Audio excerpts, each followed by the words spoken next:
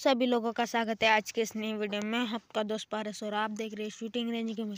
इस वाले वीडियो में आपको बताने जा रहा हूँ वैलेंटाइन विश जो हमारे इंडिया स्टोर में आ चुका है।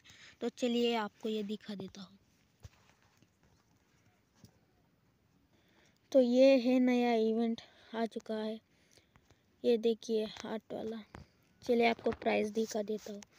ये देखिए, ये है मेन बंडल और ये फीमेल बंडल।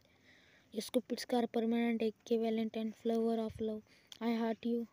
तो ये आपको मिलने वाले हैं, लेकिन आपको तो टट्टी आइटम मिलने वाली है, कच्ची रहेगा, इसलिए आप डायमंड मत लगाए इसमें।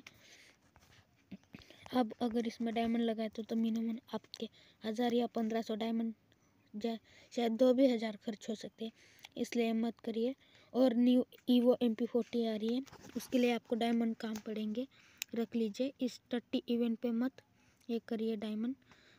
अगर वीडियो अच्छी लगी है तो वीडियो को लाइक कर दिए, अगर चैनल पे नए हैं तो चैनल को सब्सक्राइब करिए। आज के लिए बस इतना ही गाइस।